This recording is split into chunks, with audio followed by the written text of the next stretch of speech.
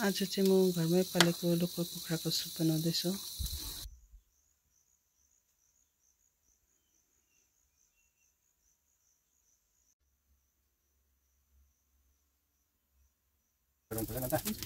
यसरी पोलेर खाँदा चाहिँ मिठो हुन्छ।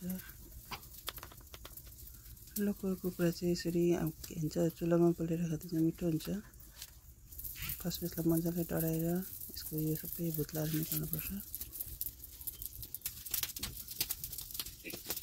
मजाले डढायो चुलामा, त्यहाँदेखि चाहिँ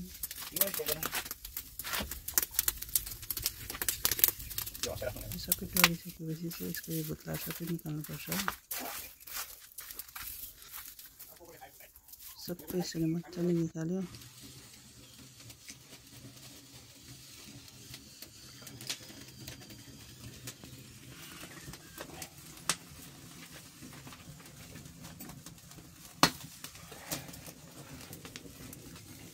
यसरी मजाले डढाएर पोलेको कुखुरा चाहिँ मिठो हुन्छ।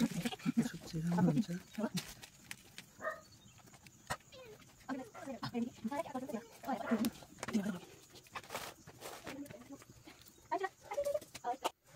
यसलाई पोलिसकेर चाहिँ यस्तो चिप्स निस्किन्छ यसको, त्यति चाहिँ भएर सुपमा लगाएर बनाउनुपर्छ। त्यस पछाडि चाहिँ मजाले यो फोरेर भित्रको सबै निकाल्यो।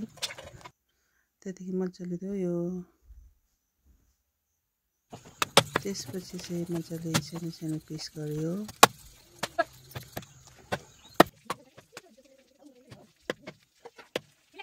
मलाई चाहिँ अलिक सानो सानो पिस राम्रो लाग्छ नि त, किन भन्दा चाहिँ टेस्ट हुन्छ।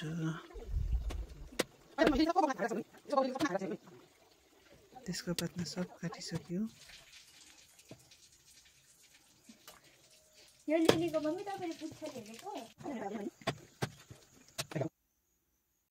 सबै मासु काटेर चाहिँ रेडी भइसक्यो। अब यसलाई पकाउनको लागि प्याज तास्दैछु कति 4टा। मलाई चाहिँ मासुमा अलिक बेसी नै प्याज मनपर्छ। यो लोकल कुखुरामा हुन्छ प्याज नलाउँदा पनि हुन्छ, तर म चाहिँ प्याज लगाउँदै मनपर्छ। त्यही भएर चाहिँ म प्याज लाउँदैछु 4टा जति। अदुवा पनि लगाउँदैछु यसमा, किनभने अदुवा चाहिँ यसमा मेन हो। मलाई चाहिँ परमात्मा तेल राम्रो लाग्छ। रिफाइन भन्दा चाहिँ म प्रायः जस्तो परमात्मा नै चलाउँछु, मस्टर्ड ओइल। त्यस पछाडि पचफोरनलाई प्याज लगाएँ, मजाले भुटेँ। पछाडि मासु लगाएँ। त्यस पछाडि मजाले भुटेँ।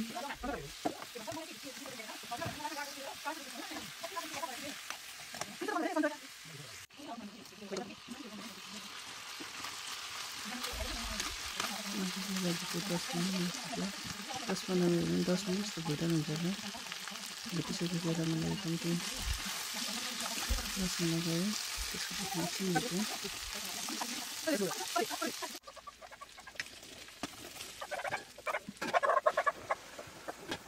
अलिकति पानी लगाएर त्यसलाई मैले उम्लिनको लागि छोडिदिएँ।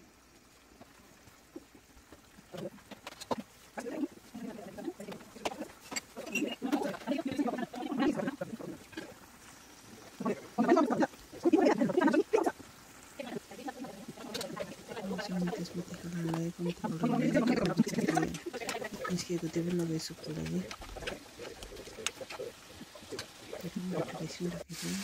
मैले चाहिँ सुपमा 2 जग जस्तो ठुलो जस्तो पानी लगाएँ। त्यस पछाडि उम्लिन छोडिदिएँ।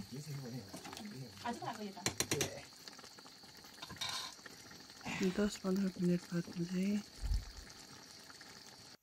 उम्लेपछि यस्तो हुन्छ। सुप मजाले निस्किन्छ।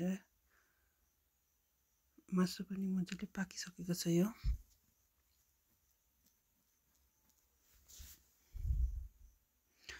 लोकल कुखुरामा चाहिँ के भन्छ मासुभन्दा चाहिँ सुप ज्यादा अलिक चाहिन्छ नि त। सुपै हो यसको मेन चाहिँ, सुप मिठो हुन्छ नि त।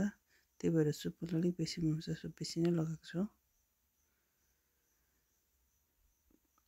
हेर्नुहोस् त सुप कस्तो राम्रो आएको छ।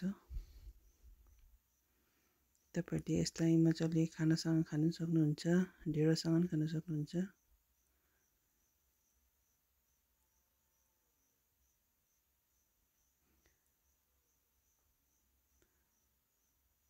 मैले चाहिँ खानासँग खाएँ।